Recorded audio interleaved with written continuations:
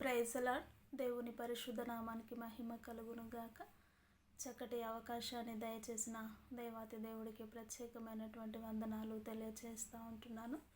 ఈ ప్రత్యేకమైనటువంటి సమయంలో పరిశుద్ధ గ్రంథంలో నుండి ఒక చిన్న లేఖన భాగాన్ని మనం చూసుకుందాం.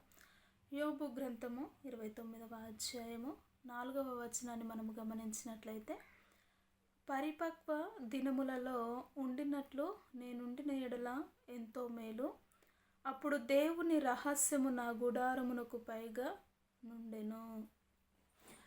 ఈ యొక్క 29వ అధ్యాయము 4వ వచనంలో యోబు గ్రంథాన్ని మనము గమనించినట్లయితే, యోబు భక్తుడు మాట్లాడుతున్నట్టుగా ఈ యొక్క వచనంలో మనం చూడవచ్చు. ఏమని అంటే, పరిపక్వ దినములలో ఉండినట్లు నేను ఉండిన ఎడల ఎంతో మేలు, అప్పుడు దేవుని రహస్యముగా నా గుడారమునకు పైగా నుండెను అని మనము గమనిస్తూ ఉంటున్నాం.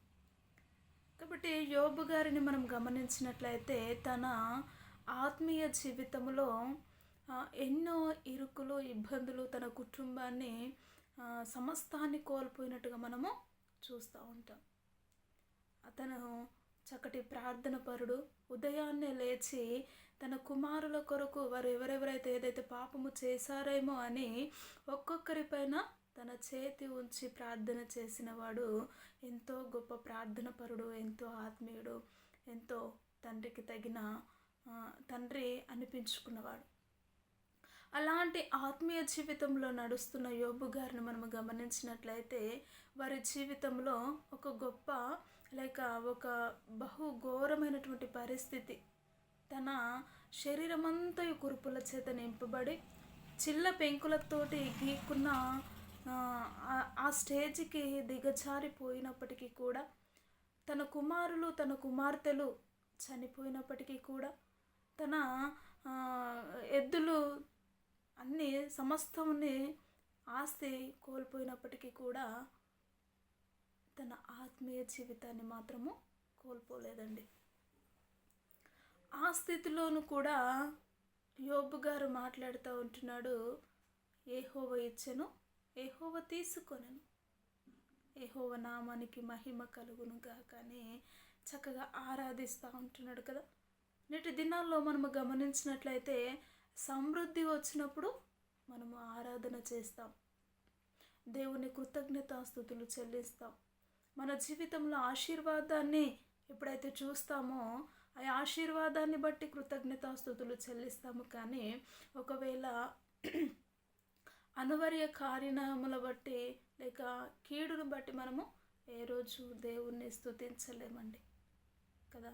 కానీ నిజమైనటువంటి దైవ భక్తుడు లేక దేవుని అంగీకరించినవాడు లేక దేవుని అడుగుజాడల్లో నడిచినవాడు ఎలా ఉండగలడు అంటే, ఇదిగో యోబు భక్తుని వలె తన సమస్తాన్ని కోల్పోయినప్పటికీ కూడా దేవుని సన్నిధిలో ఆ విధముగా నడవగల శక్తి సామర్థ్యతలు దేవుడు అనుగ్రహిస్తాడు.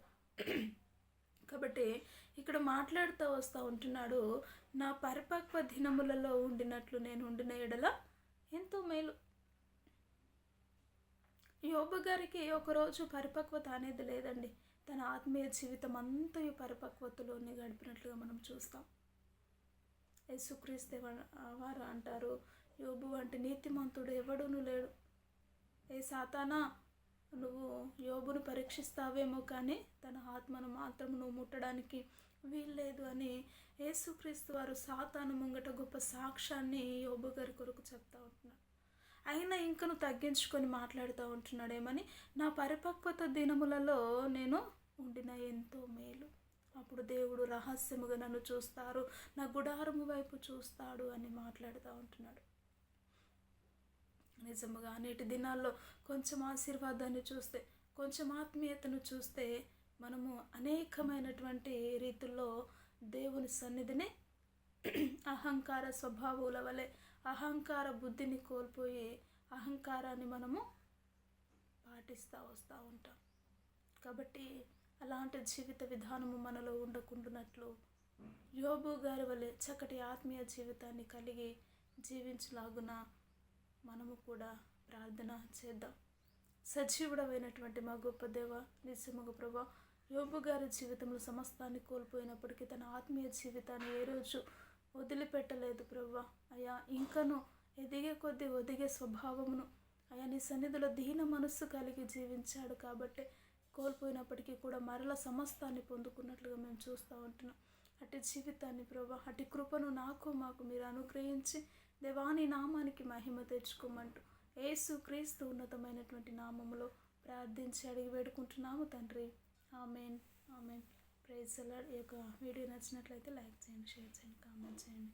Praise the lord.